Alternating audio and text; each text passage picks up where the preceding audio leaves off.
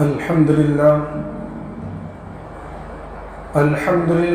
نحمده ونستعينه ونستغفره ونؤمن به ونتوكل عليه ونعوذ بالله من شرور أنفسنا ومن سيئات أعمالنا من يهد الله فلا مضل له ومن يضلله فلا هادي له ونشهد أن لا إله إلا الله وحده لا شريك له ولا نظير له ولا معين له ولا مشير له ولا مثال له ولا مثل له ونشهد أن سيدنا وسندنا وشفيعنا وحبيبنا ومولانا محمدا عبده ورسوله أما بعد فقد قال الله تبارك وتعالى في القرآن المجيد والفرقان الحميد فأعوذ بالله من الشيطان الرجيم بسم الله الرحمن الرحيم ولقد آتينا لقمان الحكمة أن اشكر لله ومن يشكر فإنما يشكر لنفسه ومن كفر فإن الله غني حميد صدق اللہ العظیم۔ قبل اس کے بعد شروع ایک مرتبہ بلند آواز کے ساتھ درود شریف پڑھیں۔ اللہم صلی علی سیدنا مولانا محمد وعلی آل سیدنا مولانا محمد وبارک وسلم کما تحب وترضى عدد ما تحب وترضى یا کریم۔ میرے محترم بزرگوں، دوستوں اور عزیز ساتھیوں، یہ جو آیت میں نے پڑھی ہے یہ سورہ لقمان کی آیت ہے، اور جیسا کہ آپ حضرات کو معلوم ہوگا کہ ایک سلسلہ چلا تھا حضرت لقمان علیہ السلام کی نصیحتوں کا۔ حضرت لقمان علیہ السلام جو ہیں یہ حکیم تھے، اللہ نے ان کو حکمت سے نوازا۔ تو حضرت لقمان علیہ السلام فرماتے ہیں کہ میں 4000 انبیاء کرام کی خدمت میں رہا ہوں، میں نے ان کی خدمت کی ہے، ان کی صحبت سے فیض اٹھایا ہے، اور ان 4000 انبیاء کرام کی تعلیمات کا خلاصہ اور نچوڑ 8 باتوں میں ہے۔ کتنے باتوں میں ہے؟ 8 باتوں میں، جن میں سے تقریباً 6 باتیں تفصیل کے ساتھ ذکر ہو چکی ہیں۔ مختصراً یہ کہ سب سے پہلی چیز جو ہے ان 8 باتوں میں یہ ہے کہ جب تم نماز میں ہو تو اپنے دل کی حفاظت کرو۔ کیا مطلب ہے کہ ہم نماز تو پڑھ رہے ہیں، لیکن نماز پڑھتے ہوئے ایسے نہ ہو کہ ہم نماز پڑھتے ہوئے مسجد میں ہمارا جسم موجود ہو اور ذہن ہمارا جو ہے باہر گھوم رہا ہو، ہمارے ذہن کے اندر جو خیالات ہیں وہ دنیاوی ہوں، کاروبار کے تعلق سے ہو، گھروں کے تعلق سے ہوں۔ بظاہر ہم مسجد میں کھڑے ہوئے ہیں لیکن پورا خیال جو ہے باہر کا ہو، اس طرح نہیں ہونا چاہیے کہ اپنے دل کی حفاظت کریں، کیونکہ نماز بہت ہی عظیم الشان عبادت ہے۔ قرآن کریم نے تقریباً 80 سے زیادہ مرتبہ نماز کا حکم دیا ہے، اور نماز کے بارے میں تو کئی سینکڑوں جگہ ذکر ہے کہ نماز کے فائدے کیا ہے، نماز کس طرح پڑھنی ہے، خوف کی نماز کیسی ہے، اور حالت جنگ میں کیسے نماز پڑھی جائے، اور بہت سارا ذکر ہے قرآن کریم میں نماز کے تعلق سے۔ اور آج جتنی برائیاں اس معاشرے کے اندر پھیلی ہوئی ہیں، اگر انسان صحیح طریقے سے نماز پڑھنے والا بن جائے، وہ جیسے نماز پڑھنے کا حق ہے اس طریقے پر وہ نماز پڑھنا شروع کر دیں تو یہ ساری برائیاں دور ہو جائے گی، کیونکہ اللہ تبارک و تعالیٰ کا ارشاد ہے ان الصلاۃ تنہی عن الفحشاء والمنکر، کہ تم نماز پڑھو، نماز پابندی سے پڑھو، نماز ساری برائی اور بے حیائیوں سے آپ کو روک دے گی۔ اس لیے کہ واقعہ لکھا ہے حضرت عمر رضی اللہ تعالیٰ کے زمانے کا کہ ایک شخص آیا ایک عورت کے پاس کہ میں تمہاری محبت مبتلا ہوں، میں تمہارے ساتھ اپنی خواہش پوری کرنا چاہتا ہوں۔ تو عورت سمجھ گئی کہ بھئی معاملہ کیا ہے، تو اس عورت نے کہا کہ اچھا ٹھیک ہے، میں تمہارے ساتھ اپنی محبت کرنے کے لیے تیار ہوں، لیکن میری ایک شرط ہے، اور وہ شرط یہ ہے کہ تم 40 دن تک سیدنا حضرت عمر فاروق رضی اللہ تعالیٰ کے پیچھے پابندی کے ساتھ باجماعت نماز پڑھو گے۔ اس نے کہا کہ بھئی یہ تو بڑی اچھی بات ہے، نماز پڑھنے کے تیار ہو گیا۔ جب 40 دن پابندی کے ساتھ جماعت کے ساتھ اس نے نماز پڑھی تو اس کے دل کی کیفیت بدل گئی. اب وہ اس کے دل سے یہ جو فانی محبت ہے دنیا کی، دنیا والوں کی، وہ ساری محبت نکل کر اللہ کی محبت اس کے دل میں آ گئی. اب جب اس عورت نے خبر بھیجی کہ بھئی اگر تم تیار ہو تو بتلاؤ، تو اس نے کہا کہ نہیں، یہ تو بہت بڑا گناہ ہے، اب میرے دل میں تمہارے لیے ذرہ برابر محبت نہیں ہے. تو یہ واقعہ جب چلتے چلتے تو عمر فاروق رضی اللہ عنہ کے پاس میں پہنچا تو حضرت عمر رضی اللہ عنہ یہی آیت پڑھی، ان الصلاۃ تنہی عن الفحشاء والمنکر، کہ بے شک نماز جو ہے برائیوں سے اور فحش باتوں سے روکتی ہے. تو آج جو ہم لوگ برائیوں میں مبتلا ہیں تو اس کی سب سے بڑی وجہ یہ ہے کہ ہم اول تو نماز پڑھتے ہی نہیں، اور اگر ہم نماز پڑھ بھی رہے ہیں تو نماز کا جیسا صحیح طریقے سے حق ہے ویسا حق ادا نہیں کرتے. نہ خشوع و خضوع کا پتہ ہے، اول تو ہمیں فرائض وضو کرنا صحیح طریقے سے نہیں آتا، پاکی کس طرح لے وہ ہمیں صحیح طریقے سے نہیں آتا. ہمارے کتنے نوجوان ایسے ہیں جن کو یہ تک نہیں معلوم کہ بھئی غسل کب فرض ہوتا ہے، وضو کب فرض ہوتا ہے، کس ناپاکی کیا ہوتی ہے، کس طرح بچنا چاہیے، ناپاکی کے نقصانات کیا ہے، یہ ہمیں نہیں پتہ ہے. نماز کے اندر فرائض، نماز کے واجبات ہمیں نہیں پتہ ہے، ہمیں نماز کے مسائل نہیں معلوم ہیں. کتنے مسئلے سے نماز پڑھ کے چلے جاتے ہیں حالانکہ نماز ہی نہیں ہوتی ہے. وہ ایک مسجد میں آیا، میری بھی 2 رکعت چھوٹ گئی تو میں دوسری رکعت میں شامل ہوا تو میرے ساتھ میں ایک شخص شامل ہوا. اب اس طرح ہوا کہ ہم لوگوں نے نیت باندھی دونوں نے ساتھ میں، اور جھکنے کا موقع ملا ہی نہیں. امام صاحب نے جو ہے اللہ سمع اللہ لمن حمدہ کہہ دیا تو میں تو کھڑا رہ گیا، لیکن میرے ساتھ میں جو دوسرے تھے وہ فوراً رکوع میں چلے گئے. اچھا، یہ رکوع میں چلے گئے کہ انہوں نے اپنا رکوع پورا کیا، امام صاحب پہلے سے کھڑے تھے، پوری نماز مکمل. اب جب نماز مکمل کرنے کا وقت آیا تو درمیان میں وہ صاحب پھر بھول گئے. اب جب امام صاحب نے سلام پھیرا تو انہوں نے بھی امام صاحب کے ساتھ میں دونوں سلام پھیر دیے. میں کھڑا ہو گیا. اچھا، سلام پھیرنے کے بعد وہ کھڑے ہوئے اور اس کے بعد میں جو ہے انہوں نے نہ سجدہ سہو کیا، سلام پھیر کے اسی طرح چلے گئے. اب بتلاؤ کہ ان کی نماز ہوئی نہیں ہوئی؟ نہیں نماز ہوئی، کیونکہ رکوع کا پایا جا رہا. میں نے تو 2 رکعت مکمل کی، انہوں نے صرف 1 ہی رکعت مکمل کی تھی، کیونکہ وہ سمجھے کہ میں نے جو رکوع کیا ہے وہ رکوع ہو گیا. حالانکہ مسئلہ یہ ہے کہ اگر امام جو ہے رکوع سے کھڑا ہو رہا ہو اور مقتدی جا رہا ہو، تو اگر امام رکوع سے زیادہ قریب ہے اور مقتدی ساتھ میں شامل ہو جائے تو اس کا رکوع مانا جائے گا. لیکن اگر امام جو ہے وہ کھڑے ہونے کے زیادہ قریب ہے اور اس حالت میں پیچھے والا جو ہے مسبوق جو ہے مقتدی وہ رکوع میں چلے جائے تو اس کا رکوع نہیں مانا جائے گا. اسی طرح ایک مسئلہ یہ جو سلام کا مسئلہ یہ بہت سارا ہوتا ہے عام طور پر، لیکن ہم لوگ مسئلہ سمجھتے ہیں. دیکھو، امام کے ساتھ میں سلام پھیرنے کی 3 صورتیں ہیں. یا تو ہم امام سے پہلے سلام پھیریں گے، یا امام کے ساتھ میں سلام پھیریں گے، یا امام کے بعد میں سلام پھیریں گے. تو اگر امام سے پہلے سلام پھیر دیا تو ظاہر سی بات ہے کہ امام سے پہلے سلام پھیرنے سے کوئی مسئلہ نہیں ہوگا، نماز ہو جائے گی بغیر سجدہ سہو کے، کیونکہ امام سے پہلے کی ہماری حرکت نہیں مانی جائے گی. لیکن اگر ان نے امام صاحب کے ساتھ میں سلام پھیرا اور یا امام صاحب کے بعد میں سلام پھیرا اور اس کے بعد اپنی بقیہ نماز پڑھنے کے لیے کھڑے ہوئے تو اب سجدہ سہو کرنا ضروری ہوگا. سمجھ میں آ رہا ہے؟ ہم لوگ کیا کرتے ہیں، سلام پھیر دیتے ہیں پھر اس کے بعد کھڑے ہو کے اسی طرح نماز مکمل کر جاتے ہیں، حالانکہ سجدہ سہو کرنا ضروری تھا. اس حالت میں نماز نہیں ہوگی. تو نماز کے مسائل ہمیں یاد نہیں، نماز کس طرح پڑھنا وہ یاد نہیں، بلکہ نماز کے اندر قرأت ہم کیا کرتے ہیں وہ ہمیں سمجھ نہیں آتا ہے. کیا پڑھ رہے ہیں، زندگی گزر جا رہی ہے، کبھی سمجھ میں نہیں آتا کہ ہم لوگ نماز میں کیا پڑھ رہے ہیں. کبھی کبھی تو ایسی حالت ہوتی ہے کہ انسان نماز پڑھتا ہوا ہوتا ہے اور وہ اپنے آپ کے اوپر لعنت بھیجتا ہوا ہوتا ہے. کیا نماز پڑھ رہا ہے، قرآن شریف پڑھ رہا ہے، اپنے اوپر لعنت بھیج رہا ہے. کیوں؟ کیونکہ قرآن کہہ رہا ہے الا لعنت اللہ علی الکاذبین. کیا کہہ رہا ہے کہ جھوٹوں پر اللہ کی لعنت ہو، وہ خود جھوٹ بولنے والا ہے.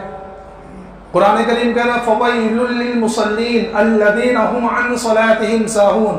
کیسے نمازیوں کے لیے بربادی ہو، کیسے نمازیوں کے لیے جو اپنی نمازوں سے غفلت میں ہیں، جو اپنی نمازوں کو بھولے ہوئے ہیں. اس کے اندر ساری چیزیں آ جاتی ہیں. وہ یا تو کبھی کبھی نماز پڑھتا ہے، نماز اکثر چھوڑ دیتا ہے، یا نماز میں غفلت برتتا ہے، کتنی رکعتیں ہوئی، کیا پڑھا کیا نہیں پڑھا. وہ یہی ہے کہ سنت طریقے پہ نماز، ساری چیزیں اس میں داخل ہوئی تو ہم خود اپنے آپ کے لیے کہہ رہے ہیں کہ میں نمازیوں کے ایسے نمازیوں کے لیے گھاٹا ہے.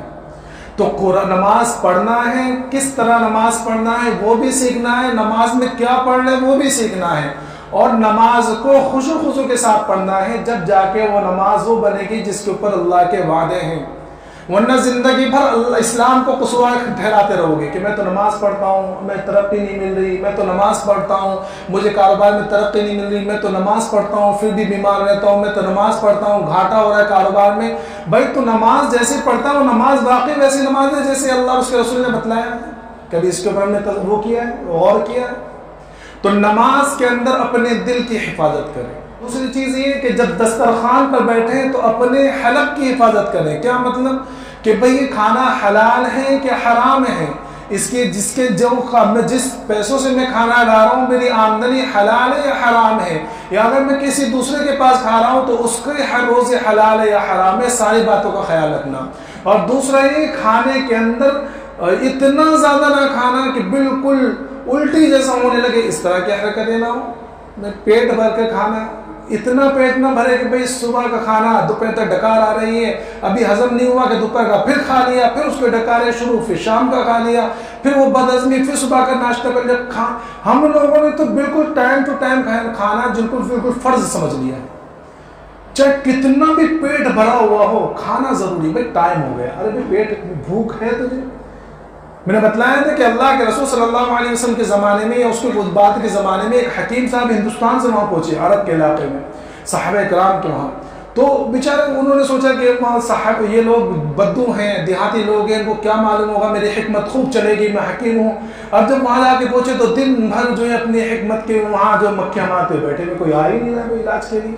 بڑے پریشان ہوئے کہ بھئی کیا کرنا چاہیے، کچھ سمجھ میں ہی نہیں آ رہا۔ تو انہوں نے صحابہ کرام سے پوچھا کہ کیا بات ہے، تم لوگ بیمار نہیں پڑتے، کیا مسئلہ ہے؟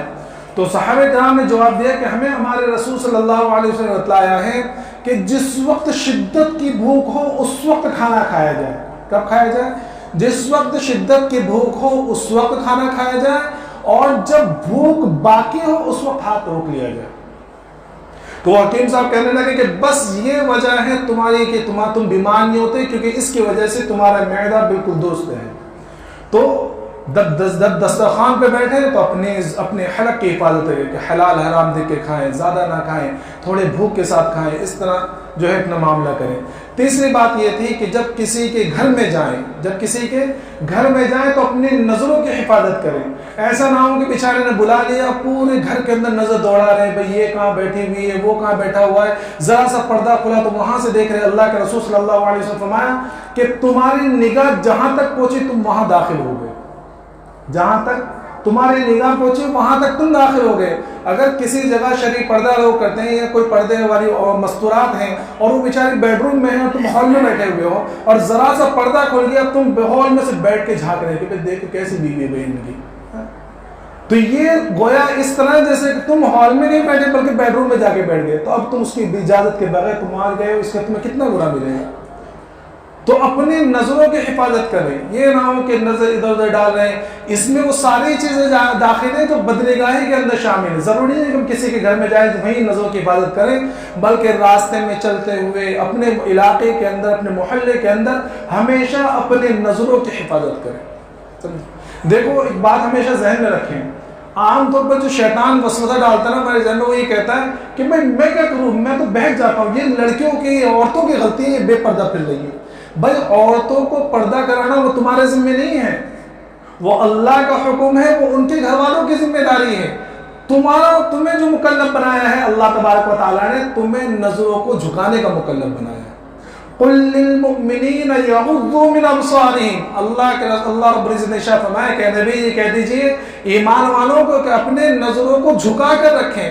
تو تمہارے اوپر اللہ کا مطالبہ یہ ہے کہ تم نظروں کو جھکاؤ، اللہ کا تم سے مطالبہ نہیں ہے کہ ساری عورتوں کو پردے سے ڈھک دو، وہ ان کے گھر والوں کی ذمہ داری ہے، وہ ان سے اللہ جو مخاطب ہے وہ ان کی ذمہ داری کو پردہ کرے یا نہ کرے، وہاں وہ اللہ کو جواب دے ہوں گی، لیکن تمہاری جواب داری یہ ہے کہ تم اپنے نظروں کی خود حفاظت کرو، اپنے نظروں کی خود حفاظت کرو۔ تو جب کسی کے گھر میں جائیں تو اپنے نظروں کی حفاظت کریں۔ جب کسی مجلس میں بیٹھے، چوتھی بات کیا ہے کہ جب کسی مجلس میں بیٹھیں تو اپنی جو ہے زبان کی حفاظت کریں، اپنی زبان کی حفاظت کریں۔ زبان کی حفاظت کا مطلب یہ ہے کہ مجلس میں بیٹھ کر غیبت، چغل خوری، اس کا مذاق اس کا مذاق، یہاں تمسخر یا اس کا مذاق اڑانا کہ وہ ایسا ہے، وہ لنگڑا ہے، وہ کانا ہے، وہ یہ ہے، وہ لو ہے، یہ تیری میری پوری مجلس اس سے بھری ہوئی ہو۔ اللہ کے رسول صلی اللہ علیہ وسلم نے ایسی مجلسوں سے بہت ہی زیادہ ڈرایا ہے، اور زبان کی حفاظت پر بہت زیادہ اللہ کے رسول نے تاکید کی ہے۔ ایک صحابی اللہ کے رسول صلی اللہ علیہ وسلم کے پاس آئے اور فرمایا کہ یا رسول اللہ مجھے کچھ ایسی بات بتلا دیجیے کہ میں اس کے پر عمل کروں، اور اس پر عمل کرنے کے بعد مجھے کسی اور چیز کی ضرورت نہ پڑے۔ اللہ کے رسول صلی اللہ علیہ وسلم نے زبان کی طرف اشارہ کر کے فرمایا کہ اپنی زبان کو قابو میں رکھو، اپنی زبان کو قابو میں رکھو۔ یہ زبان وہ ذرا سی چیز ہے، یہ ذرا سا حصہ ہے بدن کا، لیکن یہ اتنی خطرناک چیزیں ہیں کہ یہ ذرا کسی کو بول کر خود تو دانتوں کے بیچ میں چھپ جاتی ہے اور پورا بدن مار کھاتا ہوتا ہے۔ بھائی ہم کہیں کھڑے ہوئے کسی کو گالی دے دو، اب اگر سامنے والا طاقتور ہے تو کیا کرے گا؟ وہ 2 تھپڑ تمہارے گال پہ لگائے گا، تو زبان کیا ہوگی؟ زبان تو دانتوں کے اندر چھپ گئی۔ ہاں کوئی بہت زیادہ طاقت ہو تو اس سے مت کرنا، ورنہ 32 بھی توڑے گا اور زبان بھی توڑے گا تمہاری۔ سمجھ میں آیا؟ تو دیکھ کر تو اپنی زبان کی حفاظت کریے۔ زبان اللہ تبارک و تعالیٰ نے غیبت چغلخوری کے لیے نہیں دی ہے، یہ زبان اللہ کی بہت بڑی نعمت ہے۔ یہ زبان اللہ تبارک و تعالیٰ نے اس لیے دی تھی کہ ہم اللہ کے کلام کی تلاوت کریں، اللہ کا ذکر کریں، اور اللہ تسبیحات کی پابندی کریں، اور قرآن کریم کو پڑھیں، خوب زیادہ کریں، اللہ کا ذکر کریں، اور نیک باتوں کو حق سے حکم کریں۔ تو زبان ہے یہ اللہ نے ہم کو اس کا مالک بنایا ہے، یہ اللہ کی نعمت ہے، تو اس کا صحیح طریقے سے استعمال کریں۔ تو چوتھی بات یہ ہے کہ اپنی زبان کی حفاظت کریں، اور جب مجلس میں بیٹھے تو خاص طور پر اپنی زبان کی حفاظت کریں۔ اس کے بعد کی جو 4 چیزیں تھیں، جو 4 چیزیں ہیں اس کے بعد کی، ان میں سے پہلی جو 2 چیزیں ہیں وہ یہ ہیں جن کو ہمیشہ یاد رکھنا ہے۔ پہلے 2 چیزیں کیا ہیں؟ جن کو ہمیشہ یاد رکھنا ہے، اور بعد کی جو 2 چیزیں ہیں جو آج خاص طور پر بتلانی ہے، وہ 2 چیزیں وہ جن کو ہمیشہ کے لیے بھول جانا ہے۔ تو جن کو ہمیشہ کے لیے یاد رکھنا ہے، وہ پہلی چیز ہے کہ اللہ کو ہمیشہ یاد رکھو۔ کیا کرو؟ اللہ کو ہمیشہ یاد رکھو۔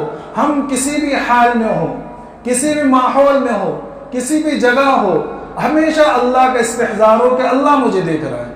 جس وقت یہ استحضار ہمیں ہو جائے گا، یقین جانیے کہ ہم سے گناہ فوراً چھوٹ جائیں گے۔ آج ہم لوگ جو ہے ذرا سے CCTV کیمرہ لگا ہوا ہوتا ہے، وہاں ہم لوگ کبھی کوئی غلط کام نہیں کرتے، کیوں؟ کیونکہ کہیں کیچ نہ ہو جائے بھائی، کہ کہیں پکڑ نہ لیں۔ یہ ذرا سے CCTV کیمرہ، اور اللہ تبارک و تعالیٰ نے 2 فرشتے ہمارے لیے ہمیشہ مقرر کر رکھے ہیں جو ایک ایک چیز لکھ رہے ہیں، ان کا ہمیں خیال تک نہیں آتا ان کا۔ اور وہ کبھی یہ CCTV کیمرہ تو خراب بھی ہو سکتا ہے، کبھی لائٹ چلی جائے بند بھی ہو سکتا ہے، یا کبھی ایسا ہو گیا ہے کہ بھئی اس نے ریکارڈ تو کر لیا لیکن ہم جا کے ڈیلیٹ بھی کر سکتے ہیں۔ لیکن یہ فرشتوں کا معاملہ تو ایسا ہے، نہ تم رشوت دے سکتے ہو، نہ تم انہیں روک سکتے ہو، نہ تم انہیں سفارش کر سکتے ہو، نہ تم انہیں منع کر سکتے ہو، کوئی چیز نہیں۔ جو اللہ نے حکم دے دیا، ایک ایک چیز وہ تمہاری ریکارڈ کر رہے۔ ما یلفظ من قول الا لدیہ رقیب عتید، جو لفظ تم بول رہے ہو ساری کی ساری چیزیں لکھی جا رہی ہیں۔ تو اللہ نے تمہارے اس پر 2 CCTV کیمرے لگائے ہوئے ہیں جو نہ کبھی خراب ہوں گے، نہ خراب ہوتے ہیں، نہ بند پڑتے ہیں، نہ ان کو ڈیلیٹ کیا جا سکتا ہے۔ اور ساری چیزیں اگر نہ ہو تو اللہ تو پھر کہیں گیا ہے۔ اللہ کا خود اللہ، ان اللہ خبیر بما یصنعون واللہ خبیر بما تعملون یعلم خائنۃ الاعین وما تخفی الصدور۔ یہ اللہ نے اپنی صفت خبر، صفت علم بتلایا کہ اللہ کیسا علیم ہے، کیسا خبیر ہے، کہ تمہاری ایک ایک بات کو اللہ جانتا ہے۔ ما یکون من نجوا ثلاثۃ الا هو رابعهم ولا خمسۃ الا هو سادسهم ولا ادنى من ذلك ولا اکثر الا هو معهم اينما كانوا۔ اللہ تبارک و تعالی نے قرآن کریم میں ارشاد فرما دیا کہ لوگوں کبھی کسی بہکاوے میں نہ رہنا۔ اگر تم 3 لوگ بیٹھے ہوئے ہو اور 3 لوگ بیٹھ کر کوئی گناہ کی بات کر رہے ہو یا سرگوشی کر رہے ہو تو چوتھا اس میں اللہ موجود ہوتا ہے۔ تم 5 ہو اور 5 بار بیٹھ کر سرگوشی کر رہے ہو، چپکے چپکے باتیں کر رہے ہو تو چھٹا اس میں اللہ ہوتا ہے۔ تم 5 سے زیادہ 5 ہو جاؤ، 500 ہو جاؤ، 5000 ہو جاؤ تو ایک اللہ اس میں موجود رہے گا، اور تم 3 سے 2 ہو جاؤ اس میں تیسرا اللہ موجود رہے گا۔ اینما کانوا، تم جہاں بھی ہو، جس حال میں بھی ہو، اللہ تمہارے ساتھ میں ہے۔ یہ قرآن میں اللہ فرما دیا، قرآن میں اللہ تبارک تعالیٰ نے ارشاد فرمایا ہے۔ ہم کس غفلت میں ہیں؟ ہم سوچتے ہیں کہ چپکے چپکے باتیں کر رہے ہیں، کسی کو چھپا کر بات کر رہے ہیں، یہ کان میں سرگوشی کر رہے ہیں تو یہ کوئی سننے والا نہیں۔ یہ اللہ رب العزت سننے والا ہے۔ اور اللہ نے آگے فرمایا ثم ينبئهم بما عملوا يوم القیامہ، اور پھر اللہ تبارک و تعالیٰ تم جو کچھ کرتے ہو قیامت میں تمہیں جتلا دے گا، بتلا دے گا کہ تمہارا یہ عمل ہے، تم نے یہ کام کیا تھا۔ تو اللہ کو ہمیشہ یاد رکھیں، کبھی بھی جہاں جس ماحول میں ہو۔ ایک واقعہ لکھا ہے کہ ایک مرتبہ جو ہے باپ بیٹا جا رہے تھے سفر میں، تو ایک باغ کے قریب پہنچے تو باپ کہنے لگا بیٹے کو کہ تو یہاں کھڑا رہے، آم کا باغ تھا تو میں تھوڑے سے پھل لے کر آ جاتا ہوں۔ دوسرے کا باغ تھا تو اب وہ باپ تو جو ہے درخت کے اوپر چڑھ گیا، بیٹا رستے میں کھڑا ہو گیا، باپ نے کہہ کے گیا، تو تھوڑی دیر بعد بیٹا کہنے لگا احد یرانا احد یرانا، کہ کوئی ہمیں دیکھ رہا ہے. تو باپ فوراً نیچے اتر کر آیا کہ کون دیکھ رہا ہے، کون دیکھ رہا ہے؟ تو اس نے کہا کہ اللہ یرانا، کہ اللہ تو ہم کو دیکھ رہا ہے. سمجھے کون دیکھ رہا ہے؟ کہ سارے لوگ اگر نہ دیکھے، باپ کا مالی نہ دیکھے، کوئی بھی نہ دیکھے، احد یرانا، کوئی تو دیکھ رہا ہے. کون دیکھ رہا ہے؟ اللہ یرانا، کہ اللہ ہم کو دیکھ رہا ہے.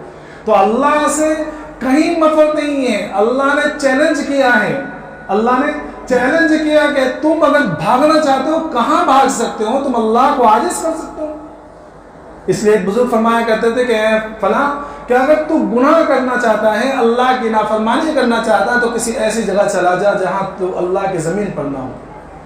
تو اللہ کی زمین پر نہ ہو. جب اللہ کی نافرمانی کر رہا ہے تو اللہ کی زمین کو چھوڑ کر کہیں چلا جا. کوئی جا سکتا ہے؟ کہاں جائے گا؟ تو ہمیشہ اللہ کو یاد رکھیں. دوسری یاد کرنے والی چیز، ہمیشہ موت کو یاد رکھیں کہ موت آنے والی ہے. کب آنی ہے وہ کوئی نہیں جانتا، کیسے آنی ہے کوئی نہیں جانتا. دیکھو ہمیشہ ہم سب جانتے ہیں کہ آنے کا راستہ ہر ایک کو معلوم ہے، آنے کا وقت ہر ایک کو معلوم ہے. بھائی اگر عورت پریگننٹ ہے، حاملہ ہے، تو سب کو معلوم ہے کہ بھائی کم سے کم 6 مہینے، زیادہ سے زیادہ 2 سال، اس سے زیادہ کوئی پریگننٹ نہیں ہوتی ہے. اتنی مدت میں آدمی، انسان جو ہے، بچہ جو ہے وہ باہر آ جاتا ہے، وہ پیدا ہو جاتا ہے، اس کی ولادت ہو جاتی ہے. لیکن مرنے کی مدت کسی کو معلوم؟ ایک دن میں انسان بچہ مر جاتا ہے، 3-4 سال میں بچہ مر جاتا ہے، جوانی میں موت آ جاتی ہے، بڑھاپے میں موت آ جاتی ہے. کب موت آ جائے کبھی کسی کو نہیں معلوم. ہارون رشید رحمۃ اللہ علیہ نے یا کسی اور بادشاہ کا غالباً کسی نے خواب میں دیکھا کہ ایک مرتبہ ملک الموت جو ہے خواب میں آئے ان کے.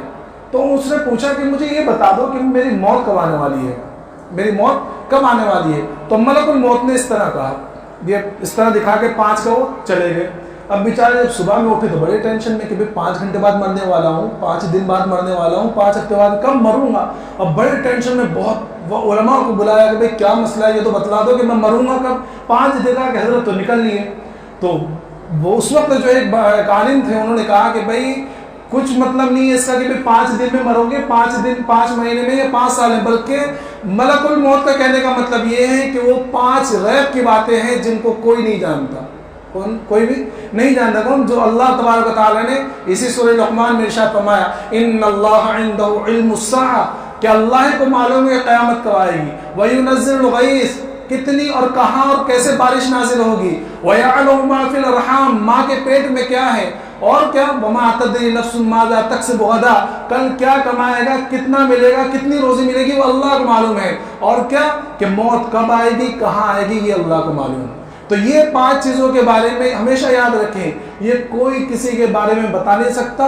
کوئی بابا پیر فلاں بابا فلاں، یہ کوئی اگر یہ دعویٰ کرے کہ بھائی تمہیں اتنی روزی ملے گی، یہاں سے ملے گی، یہاں مرو گی، یہاں، کوئی نہیں بتا سکتا، کوئی بھی نہیں بتا سکتا. یہ صرف اللہ کو معلوم ہے. تو موت سے کوئی مفر نہیں ہے، کسی طرح کوئی بچ ہی نہیں سکتا. افلاطون ایک بہت بڑا عقل مند اور فلسفی گزرا ہے، سمجھنا ہے. تو اس نے ایک مرتبہ دعویٰ کیا کہ میں جو ہے موت سے بچ کر دکھاؤں گا. کیا دعویٰ کیا کہ میں موت سے بچ کر دکھاؤں گا. تو اس نے یہ کیا کہ اپنے جیسے بالکل اپنی شکل کے بالکل بہت تقریباً 60-50 جو ہے مجسمے بنائے بالکل اپنی شکل کے. اور جب اس کی موت کا وقت قریب آیا تو جہاں وہ مجسمے رکھے ہوئے خود بھی وہیں جا کے بیٹھ گیا. اب سارے ایک ساتھ میں 60 لوگ ایک جیسے بیٹھے ہوئے ہیں. اب ملک الموت جب آئے تو بھائی بڑے پریشان. تو ملک الموت نے فوراً یہ کہا کہ بھائی بہت تم نے چالاکی تو بہت کچھ کر لی، لیکن ایک نقص رہ گیا. کیا کہا ملک الموت نے؟ کہ چالاکی تو بہت کچھ کر لی تم نے، لیکن ان مجسموں کے اندر ایک نقص رہ گیا. تو افلاطون فوراً بول پڑا، بھائی کیا نقص رہ گیا اس کے اندر؟ بولے یہ نقص رہ گیا کہ یہ جتنے مجسمے تھے سارے گم گئے تو بولنے والا ہے، اور لے کے نکل لیے. تو موت سے مفر نہیں ہے. آج تک کوئی ڈاکٹر، کوئی حکیم، کسی نے یہ دعویٰ نہیں کیا کہ میں موت سے کسی کو بچا لوں گا. انگلستان کے جو ملکہ ہیں، ملکہ وکٹوریہ یا ملکہ الزبتھ جو بھی جلدی مری، اس کا نہیں، اس سے پہلے جو مری تھی، اس کے بارے میں لکھا ہے کہ اس نے جس وقت موت کا وقت قریب تھا تو اس نے کہا تھا کہ کوئی اگر مجھے 1 منٹ کا وقت بھی ایکسٹرا دلا دے تو میں اتنے $1,00,000 کو دوں گی، اتنے $1,00,000 کہ اپنی موت سے 1 منٹ. تو کہا کہ نہیں، موت جب آئے گی اس کے بارے میں کوئی ڈاکٹر کوئی حکیم بچانے والا نہیں ہے، بلکہ جو جیسا حکیم ہو کبھی کبھی اکثر و بیشتر اس کو اسی طریقے سے موت آتی ہے۔ تو آپ نے دیکھا ہوگا جو ہارٹ اسپیشلسٹ رہتا ہے اکثر و بیشتر وہ خود اٹیک سے مرتا ہے، جو ڈائبٹیز اسپیشلسٹ رہتا ہے اکثر و بیشتر خود اس کو بھی ڈائبٹیز رہتی ہے، وہ خود اس سے مرتا ہے۔ تو یہ تو اللہ کا نظام ہے، موت سے کبھی کوئی بچے، تو موت کو ہمیشہ یاد رکھیں۔ دو چیزیں جن کو ہمیشہ بھول جانا ہے، اس میں سے سب سے پہلی چیزیں جو 7ویں نمبر کی وہ یہ ہیں کہ کبھی تم کسی پر احسان کرو تو احسان کر کر بھول جاؤ۔ کیا کرنا ہے کہ ہم جب کسی کے اوپر احسان کریں تو وہ احسان کر کے ہم بھول جائیں کہ ہم نے کسی پر احسان کیا تھا کہ نہیں کیا تھا۔ ہمارا معاملہ بالکل الٹا ہے، اگر ہم نے کسی کے اوپر احسان کیا تو اگر اس نے ریٹرن میں کچھ کر دیا تو ٹھیک ہے، ہم خاموش رہیں گے، اور اگر ریٹرن میں اس نے کچھ کیا نہیں یا کبھی ہمیں ضرورت پڑی اور اس نے ہماری ضرورت پوری نہیں کی، بس سارا پورا کچا چٹا پرانا کھول کے بیٹھ جائیں گے کہ میں نے تو اس کو یہ بھی کیا تھا، یہ بیمار تھا تو میں نے اس کو علاج کرایا تھا، میں نے اس کو قرض میں اتنا قرضہ دیا تھا، میں نے اس کے فلاں کام کیا تھا۔ وہ ساری پوری جگ میں کہتا پھرے گا کہ میرے بیچارہ غریب ویسے نہیں مرتا، تیرے احسان کے بہت دب کے مر جاتا ہے۔ تو فرمایا کہ احسان کر کے بھول جاؤ کہ میں نے کبھی کسی کو پر احسان کیا تھا۔ اللہ تبارک و تعالیٰ نے ارشاد فرمایا یا ایھا الذین آمنوا لا تبطلوا صدقاتکم بالمن والاذی، کہ ایمان والو اپنے صدقات کو احسان جتلا کر ضائع نہ کرو، کہ اگر ہم نے کسی کو صدقہ دیا یا کسی کے اوپر کوئی احسان کیا تو اس احسان کو جتلا کر اپنے احسان کو اپنی نیکی کو برباد نہ کرو۔ اگر ہم کسی کو 1 لاکھ قرضے کے طور پر دے رہے ہیں اور اس نے بعد میں وہ قرضہ تو لوٹا دیا اور بعد میں لیکن اس نے چونکہ قرضہ دینے کا ثواب تو ہم کو ملے گا نا، لیکن اس کے بعد اگر اس کو ہم کو ضرورت پڑی اور اس نے کوئی ضرورت پوری نہ کری اور ہم نے اس کو کوئی تکلیف دے دی زبان سے یا احسان جتلا کر، تو ہمارے یہ 1 لاکھ دینا بھی برباد ہو گیا، اوپر سے گناہ لازم آ جائے گا۔ تو کیا فائدہ اس طرح کہ نیکی برباد گناہ لازم، اس طرح کا عمل کرنا ہی نہیں ہے۔ تو 7ویں چیز یہ ہے کہ جس کے اوپر کسی کے اوپر اگر احسان کرو تو احسان کر کر ہمیشہ کے لیے بھول جاؤ۔ اور 8ویں بات جو 4000 انبیاء کرام کی تعلیمات کا نچوڑ و خلاصہ ہے، وہ 8ویں بات یہ ہے کہ جب تمہارے اوپر کوئی ظلم کرے، کیا کرے؟ تمہارے اوپر کوئی ظلم کرے تو اس ظلم کو ہمیشہ کے لیے بھول جاؤ۔ ایسا نہ ہو کہ اس ظلم کو ہمیشہ یاد رکھو اور جب کوئی معاملہ ہے تو فوراً اس سے بدلہ لے لو۔ نہیں، کوئی ہمارے پر ظلم کر رہا ہے اور اگر اس نے معافی مانگ لیا تو بھی معاف کر دو، اور اگر اس نے معافی نہیں مانگا تو بھی معاف کر دو، اللہ ہمیں اس کا اجر دے گا، اللہ اس کا اجر دے گا۔ اور یہ معاف کرنا اور اپنے اوپر ہوئے ظلم کو بھول جانا یہ انبیاء کرام کی سنت ہے۔ کس کی سنت ہے؟ انبیاء کرام کی۔ آقا مدنی محمد عربی صلی اللہ علیہ وسلم کے واقعات کو آپ اٹھا کے دیکھ لیجئے۔ سن 8 ہجری کا واقعہ ہے، فتح مکہ ہوا۔ تو آپ سوچئے کہ جب مکہ فتح ہوا تو مکہ کے اندر کون کون لوگ تھے؟ یہ وہ لوگ تھے جنہوں نے اللہ کے رسول صلی اللہ علیہ وسلم کو پتھریں مارے، یہ وہ لوگ تھے جنہوں نے اللہ کے رسول صلی اللہ علیہ وسلم کے راستے میں کانٹے بچھائے، یہ وہ لوگ تھے جنہوں نے اللہ کے رسول صلی اللہ علیہ وسلم کے اوپر نعوذ باللہ کوڑا کرکٹ پھینکا، یہ وہ لوگ تھے جنہوں نے صحابہ کرام کو شہید کیا، یہ وہ لوگ تھے جنہوں نے صحابہ کرام کو گالیاں دی، خون بہایا، کیا تکلیف نہیں پہنچائی تھی۔ ان میں وہ شخص بھی تھے جو بعد میں ایمان لے کر آئے، وحش ابن حرب، جس نے اللہ کے رسول صلی اللہ علیہ وسلم کے سگے چچا حضرت حمزہ رضی اللہ تعالیٰ عنہ کی ظہارت کی۔ یہ وہ لوگ تھے جب فتح مکہ ہوا تو سارے لوگ کانپ رہے کہ پتہ نہیں آج تو کیا ہوگا، اور اللہ کے رسول صلی اللہ علیہ وسلم کی حالت ایسی کہ عاجزی اور تواضع سے سر اونٹنے کے کجاوے سے لگا ہوا، اس کے کوہان سے لگا ہوا، بالکل سر جھکا ہوا۔ بلکہ روایتوں کے اندر آتا ہے کہ ایک صحابی، انہوں نے ان کی زبان سے الفاظ نکل گئے الیوم یوم الملحمہ، کہ آج تو بدلے کا دن ہے۔ اللہ کے رسول ناراض ہو گئے، فرمایا کہ نہیں، الیوم یوم المرحمہ، کہ آج تو رحم کرنے کا دن ہے۔ اور اللہ کے رسول صلی اللہ علیہ وسلم نے اعلان کر دیا کہ جو حرم میں داخل ہو جائے گا وہ امان پائے گا، جو ابو سفیان رضی اللہ تعالیٰ کے گھر میں داخل ہو جائے گا وہ امان پائے گا، جو اپنے گھر میں بیٹھے رہے گا وہ امان پائے گا، جو لڑنے کے لیے آئے گا اس سے لڑا جائے گا، باقی ساروں کو امان دے دی۔ اور فرمایا، اور لکھا ہے تاریخ کے اندر، وہ لوگ دکھے ہوئے کہ پتہ نہیں کیا حالت ہوگی، آج تو کوئی ہمیں چھوڑے گا نہیں، سارے لوگ مار دیں گے۔ لیکن دیکھا کہ دن ہو گیا، رات ہو گئی، تو ڈرتے ڈرتے اب رات کے ٹائم پہ نکلے کہ بھائی دیکھے تو صحیح کیا معاملہ ہے، ابھی تک کوئی گھر سے نکالنے کے لیے نہیں آیا.